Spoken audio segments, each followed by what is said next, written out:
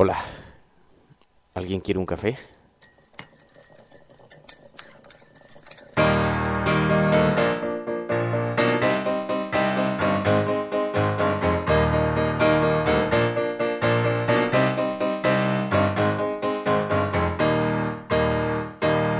We were sailing on waves of silver. There were echoes in the wind. When we raised our sails to capture them, the ship was lifted up and then it was saying, oh, oh, oh,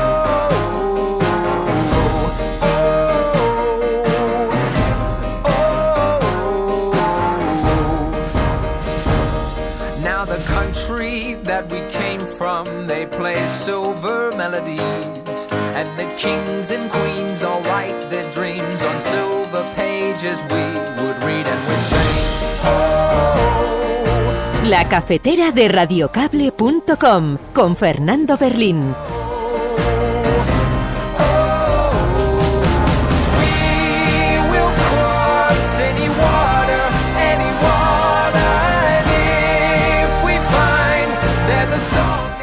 Muy buenos días, amigos. Es 20 de febrero del año 2014.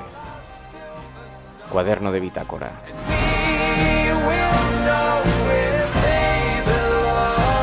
Lo dijo aquí Luis Azpiolea el 15 de enero. El desarme de ETA se va a producir hacia primavera. Vemos que hoy ya lo anuncia el periódico ABC en la portada, y tal y como avanzó el periodista Azpiolea, a muchos en la derecha española no les va a parecer suficiente. Que algo estaba pasando no nos sorprende, porque el martes vimos la entrevista del ministro del Interior en La Razón y allí decía: aviso a ETA, el tiempo del teatro ha pasado, esperamos la disolución. Y decía que ha informado a los verificadores que están ahora mismo en España que el desarme no es suficiente. Y el ministro en realidad se estaba dirigiendo a los suyos, a la ala dura, intentando enseñar esa cara hostil, pero la realidad, amigos, es que ETA parece que va a entregar sus armas. Y la realidad es que este es un momento, si sucede, con el que soñaron muchos dentro y fuera de Euskadi: la paz. Así que no dejemos que nadie lo ahogue.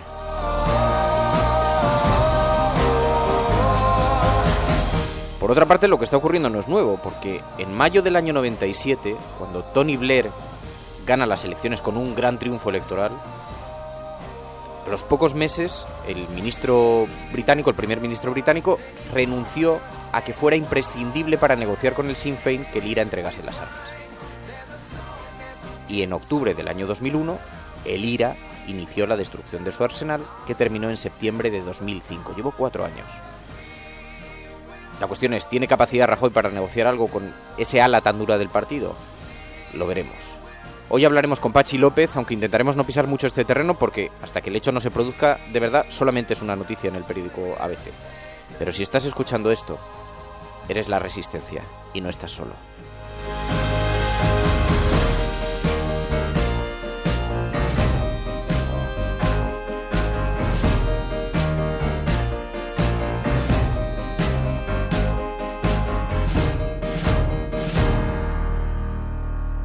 Federico Mayor Zaragoza.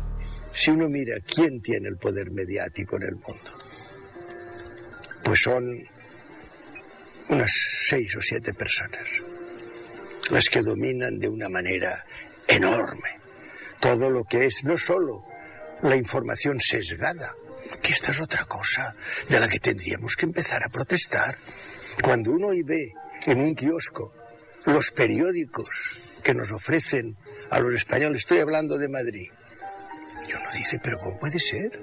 Si la mayor parte de estos periódicos, la información que dan no es verdad, no es cierta. Entonces tenemos que protestar, como le decía antes. Este no es el mundo que deseamos para nuestros hijos. Y todas estas cosas de las que antes éramos solo testigos, ahora ya no lo seremos. ¿Por qué? Pues porque ahora podemos participar.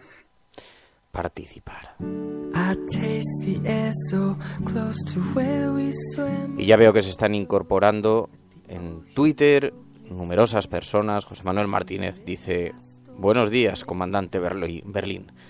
Buenos días, José Manuel. Buenos días, general. Tony Matarín, buenos días a todos, a disfrutar de uno de los mejores momentos del día. Sí, señor. Tony, eso pienso yo también. Buenos días. Vladimir, buenos días, listo para escuchar el programa. Buenos días, expectante con el programa de hoy, dice Manolo Cas. En fin, pues mientras en estos primeros minutos se va incorporando la gente, empezamos a abrir los periódicos. Muchas gracias a los que estáis retuiteando el link al audio, porque es la única forma de que la gente llegue y se reúna alrededor de esta mesa. Hoy nos vamos a sentar en una mesa... Bueno, hoy es un día muy apropiado para que nos sentemos en una mesa, en un paraje, por ejemplo en Euskadi, y una mesa de campo. Alguna casa de campo con sus flores en la fachada y una mesa de madera con todos los elementos del desayuno preparados. Su café con leche, su té, que cada vez veo que hay más... que tiene cada vez más seguidores en este programa, a pesar de que se llama La Cafetera. Igual tenemos que hacer La Cafetera Tetera. Hay vasos, la gente va bajando de las habitaciones y nos vamos sentando alrededor de esta mesa y comenzamos a abrir la prensa española.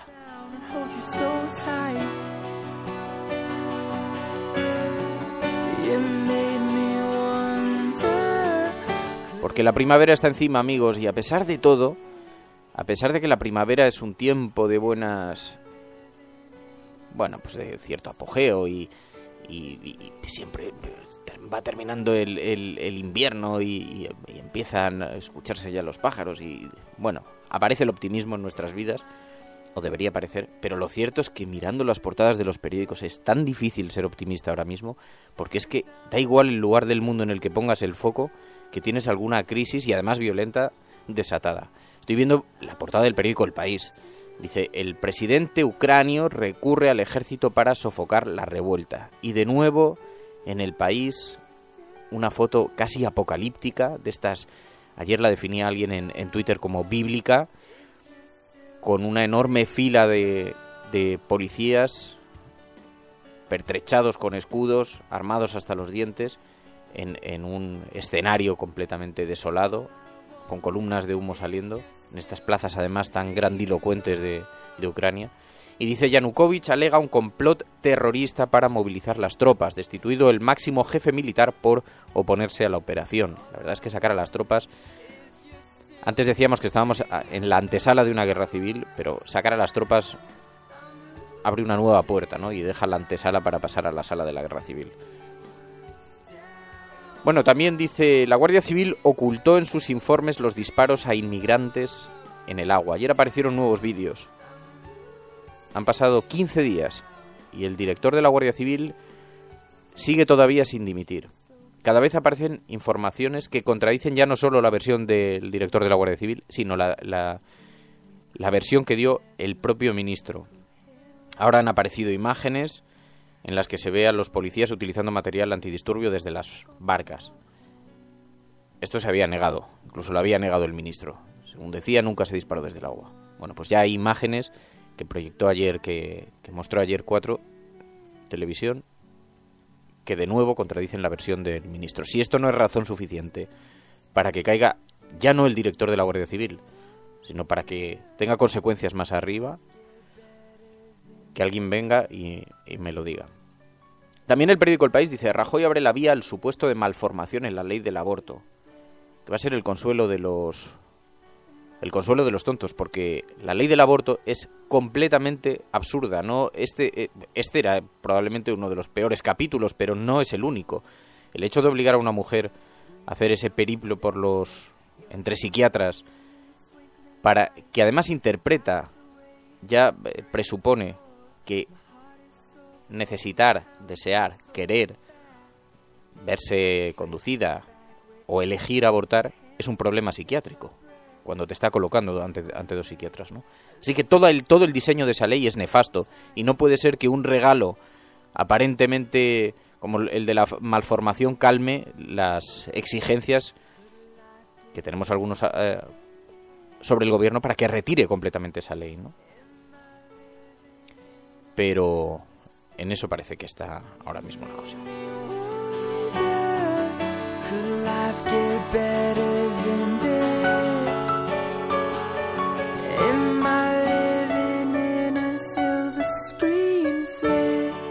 Voy a dejar para el final la portada del ABC, que es el que lleva la información sobre ETA, pero como digo, por el momento solamente es una información en el periódico ABC, y hoy se va a producir una comparecencia, que es en lo que se basa el ABC, pero bueno, luego lo hablaremos. Periódico El Mundo. Yanukovych acuerda una tregua, pero moviliza al ejército en Kiev. Dice, los opositores mantienen las protestas y señalan, estamos dispuestos a morir. También dice el periódico El Mundo, dice que el bufete de abogados de Baltasar Garzón se ha hecho cargo de la defensa de los intereses de un capo de la mafia rusa que usaba España para blanquear. Dice, Garzón dirige la defensa de un capo de la mafia rusa que usaba España para blanquear. Eso según han confirmado al Mundo varias fuentes de la investigación. Bueno, no hemos podido hablar con Baltasar Garzón, así que poco. También dice una noticia que está teniendo una enorme repercusión en todos los foros. Supongo que lo habréis visto, pero dice, el gobierno acusa a Iberdrola de dañar la imagen de España. Dice que Sánchez Galán miente al denunciar inseguridad jurídica. La eléctrica ha anunciado que va a recortar las inversiones en un 28% y además incluso llegó a amenazar con marcharse de España. Dice, porque lo presentó a España como un país bananero. Dice que fue unas manifestaciones ante inversores en Londres durante su exposición del plan estratégico que han provocado indignación en el Ejecutivo y están en el gobierno diciendo que lo que ha hecho Sánchez Galán es engañar a los inversores ofreciendo una imagen falsa de la economía española. Tiene narices que las eléctricas, que tienen mucho que callar, se permitan el lujo encima de decir que aquí lo que hay es inseguridad jurídica. No, aquí lo que ha habido es mucho abuso. Pero lo lleva. Dice también el periódico El Mundo, Granados admite que tenía cuenta en Suiza y el PP le da la espalda. Bueno, es que lo de Granados ha sido de traca. Ayer ya visteis que me quedé absolutamente helado porque alguien que se ha permitido la osadía de acudir de tertulia en tertulia dando lecciones de honestidad. Ayer se destapó que tenía ha llegado a acumular 1,5 millones de euros en una cuenta en Suiza. Desde luego, ¿cómo es lo del patriotismo suizo? Es una cosa increíble. También dice el periódico, dice La Razón hoy, el príncipe se reunirá con empresarios para respaldar su no al desafío. Y ya sale el periódico La Razón, que esta misma semana lleva una entrevista con el ministro de Interior a respaldar la versión del Ministerio del Interior y de la Guardia Civil sobre lo de los inmigrantes en Ceuta. Pero ¿cómo lo hace? Hablando de la operación, de la necesidad de la operación. No. El documento que prueba la hipocresía del PSOE en los incidentes de Ceuta. Es decir, el problema no es que hayan muerto 15, no es cómo actúa la Guardia Civil, sino si lo hacían otros o no. Dice, el gobierno socialista avaló el uso de pelotas de goma para frenar la entrada de inmigrantes. Y pone un informe de información interna sobre las circunstancias de el hallazgo de un cadáver hace algunos años, en el año 2005, y dice que las fuerzas del cuerpo tuvieron que emplear material antidisturbio, pelotas de goma, llegando al contacto físico en numerosas ocasiones. Bueno, pues mira, una buena ocasión para investigarlo, lo cual no quita para que hayan muerto 15 personas. Bueno, pero como la Razón tiene esa desmemoria, han pasado 15 días y ya se les ha olvidado. Pero supongo que son muertos de poca importancia, claro, para La Razón.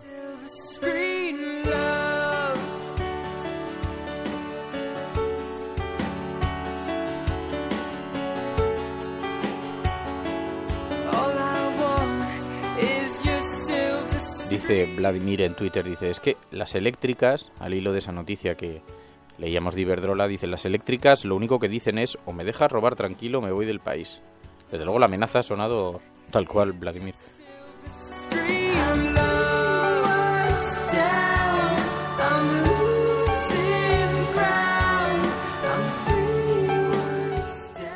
Bueno, y decía antes que en el pasado mes de enero, el 15 de enero, entrevistamos aquí a Luis Azpiolea, el periodista.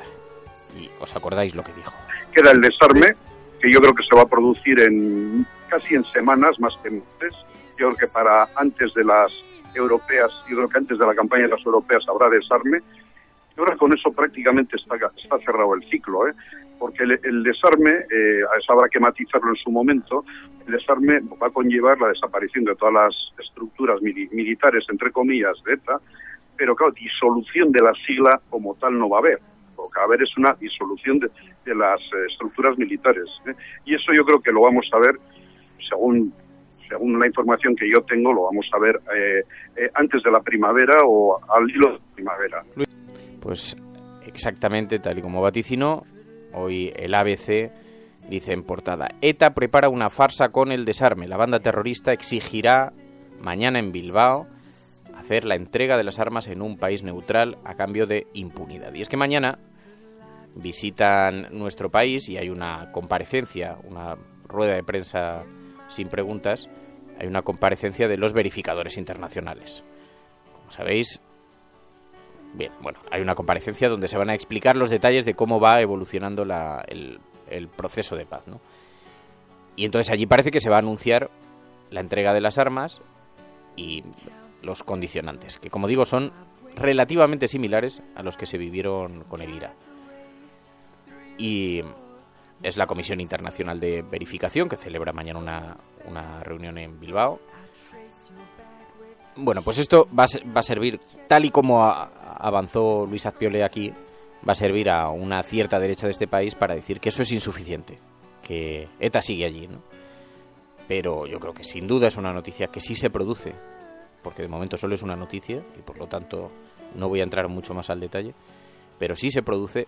Es una noticia enormemente positiva, porque ¿quién había soñado en este país hace 10 años con ver a ETA fuera del panorama y con las armas y entregadas las armas, ¿no?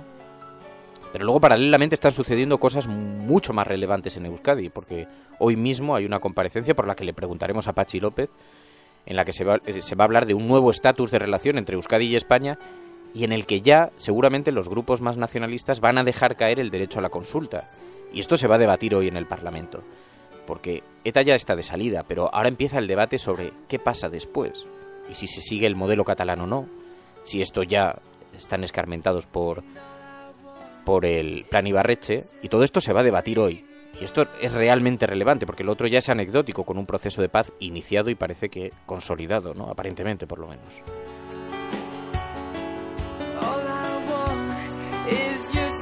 Pero hay ciertos medios, cierta derecha, que ya se está poniendo la venda en 3D de la herida. Y bueno, dice, si yo pudiera independizarme de España, dice Amparo Asqueada, yo también lo haría. En fin.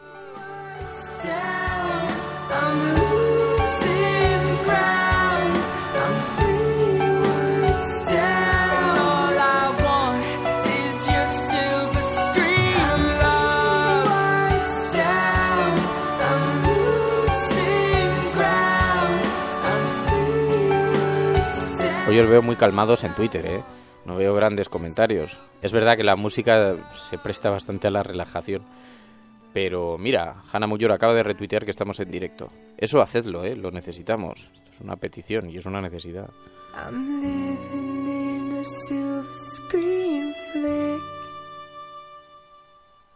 Octavio Paz. Dejamos el siglo XX y lo dejábamos convencidos de que había sido un buen siglo, y quizá no lo ha sido tanto. El siglo XX, que a ustedes les gusta tanto, ha sido el siglo de las 2 guerras mundiales, ha sido el siglo de la guerra atómica, ha sido el siglo de los campos de concentración en Alemania, el siglo de los campos de concentración en Rusia. Ha sido el siglo en que se ha envilecido de un modo casi absoluto el amor, el erotismo, que se ha convertido el cuerpo en publicidad. Pues eso.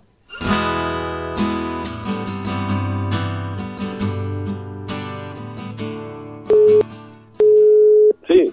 Patxi. Fernando.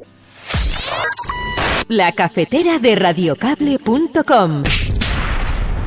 Patxi López, muy buenos días. Bueno, buenos días. Bueno, hoy jueves en el Parlamento Vasco se empieza a debatir las posibilidades de un nuevo estatus político y jurídico para Euskadi, y esto es un pequeño incendio en el que pueden aparecer en el debate por lo menos el derecho a decidir, nuevas relaciones económicas con España. Patxi López, ¿cuáles son las líneas rojas que no se deberían traspasar? Pues seguramente esas que estás diciendo, ¿no? Porque El Partido Socialista está dispuesto a que primero pongamos en valor lo que ha significado el Estatuto de Gernika en cuanto a capacidad de autogobierno, en cuanto a marco de convivencia, en cuanto a pacto entre diferentes, y por lo tanto si uno quiere mejorar lo que tiene, mejora esas cosas, no va a un conflicto que enfrenta a ciudadanos, no va a una apuesta soberanista, independentista, encubierta con eso que se llama derecho a decidir, pero que lo único que consigue es fracturar a la propia sociedad. Es decir, nosotros vamos a marcar claramente las líneas en que queremos mejorar lo que tenemos, pero no proponer a la sociedad un enfrentamiento por motivos identitarios. Y conociendo el reparto del Parlamento, ¿cómo crees que será acogida esas líneas que marcáis? Bueno, vamos a ver, porque de momento sabemos que el PNV habla de nuevo estatus sin conocer lo que esconde de verdad detrás de ese término, ¿no? O de esos términos. Lo primero que vamos a pedir es claridad, que nos cuenten de verdad lo que quieren, ¿no? Y segundo, lo que queremos es preguntarles si están dispuestos a avanzar en el sentido que yo decía. Un país se construye sumando a los diferentes, no dividiéndolos, no enfrentándolos, y está dispuesto a buscar consensos y no a ir a ese choque de trenes como al que se ha ido, por ejemplo, en Cataluña. Euskadi la tenemos que construir entre todos y no unos contra otros. De hecho, cuando muchas veces se habla y se va a buscar ejemplos fuera de aquí para resolver los problemas que podemos tener, la mejor vía en Euskadi es la vía vasca, pero la vía vasca es la del entendimiento entre los que pensamos diferentes, y así hemos ido construyendo Euskadi en los años democráticos, y así tiene que seguir siendo. Por eso yo espero que haya un partido nacionalista vasco que en estas cosas sea razonable y que permita llegar a acuerdos en este sentido. ¿Tú crees que se puede dar en Euskadi las condiciones, aunque sea con vuestra oposición, para que veamos iniciarse un proceso similar al que se está impulsando en Cataluña? Lo veremos, porque sí que hay indicios de que esto se va a plantear también en el debate, ¿no? No, pero es que esa historia ya la hemos vivido. Esa historia fue el conocido Plan Ibarretxe, en la que efectivamente, proponía incluso su consulta, en la que un nuevo estatuto, como se dijo en aquel momento, lo que hacía era clasificar a los vascos en nacionales y en ciudadanos, dependiendo del grado de adhesión a la causa nacionalista. Y ese plan, ese enfrentamiento, esa división, se paró con la ley, con el Estado de Derecho, y eso hizo, entre otras cosas, que el Partido Nacionalista Vasco pasara a la oposición en Euskadi. Y yo creo que por eso alguno se tentará mucho la ropa antes de dar pasos como ese. Bueno, esto en lo que se refiere a la ponencia, pero hay un montón de asuntos sobre la mesa, y te quiero preguntar por Navarra, porque centra ahora mismo toda la atención mediática. ¿Tú crees que se debe llegar a algún acuerdo con Bildu, que también se ha conseguido distanciar el debate y ponerlo en ese foco? Pero me gustaría preguntarte tu opinión. No, pero es que claro, es que el problema de Navarra no se llama Bildu, como algunos tratan de deslizar interesadamente, ¿no? No, el problema es el desgobierno en el que lleva instalada esa comunidad desde que rompió con los socialistas hace más de 18 meses. No hay un plan, no hay una propuesta, no hay un proyecto que salga adelante en el Parlamento. Se gobierna más desde la oposición que desde el propio gobierno. Hay una incapacidad, por lo tanto, manifiesta a la hora de hacer política, pero también hay una gravísima denuncia de corrupción y de utilización de la hacienda para usos clientelares, que es lo que se va a investigar.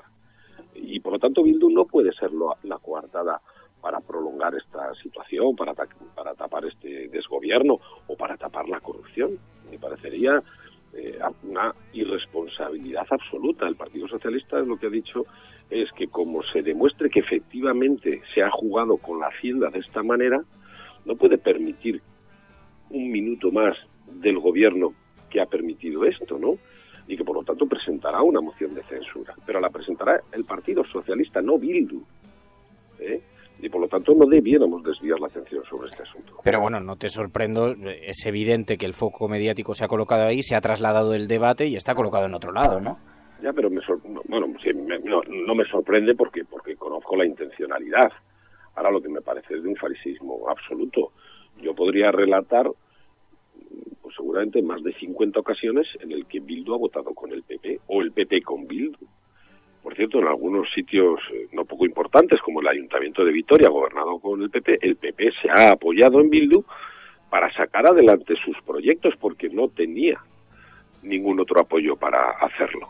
Pero lo mismo en Navarra ha habido ayuntamientos importantes gobernados por UPN que ha sacado sus presupuestos con el apoyo de Bildu. ¿Esto qué quiere decir? ¿Que el Partido Popular o que UPN se ha rendido ante la estrategia de los terroristas o ha vendido a las víctimas para no sé qué?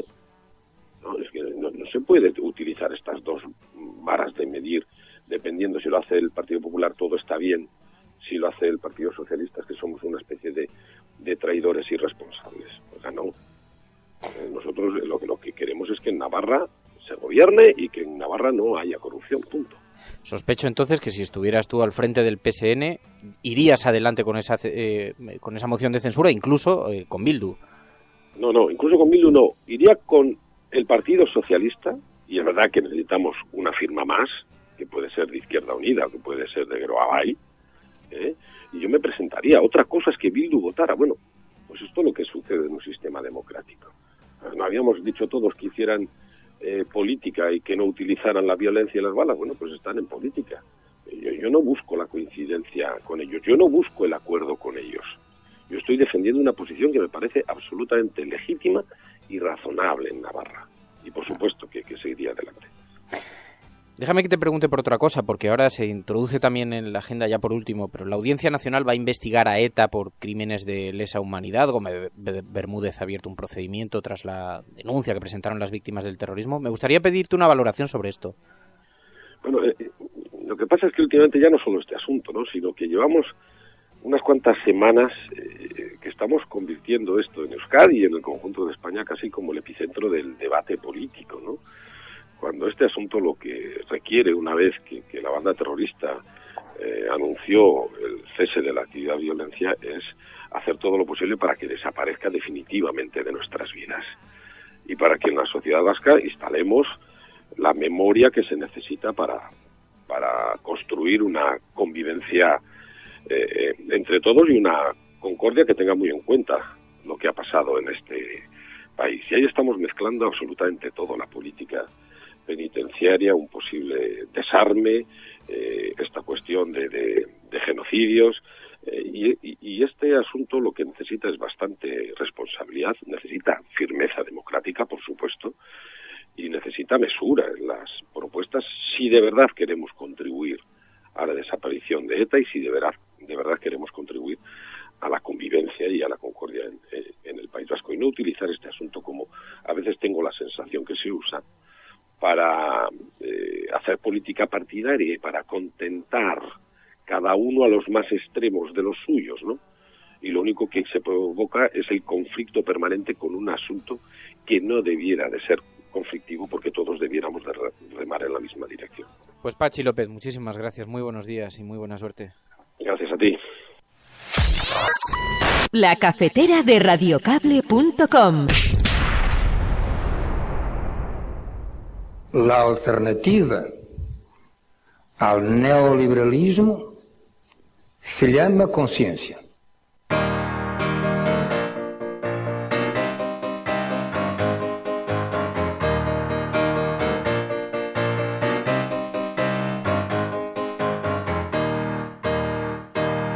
We were sailing on waves of silver. There were echoes in the wind.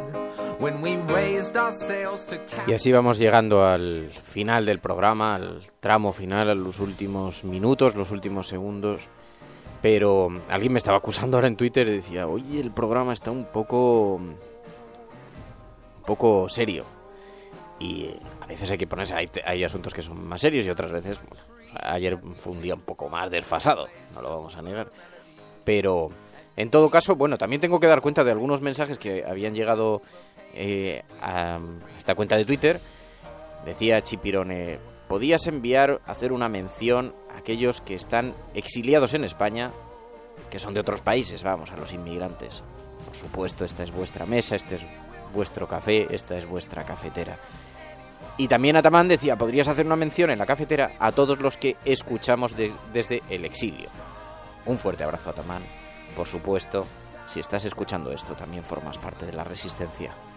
Y no estás solo.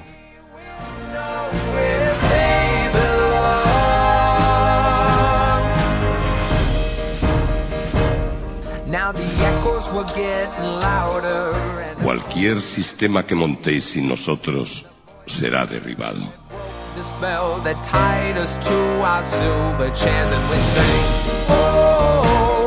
Se o que se ha dicho é realmente interessante, então que se valore,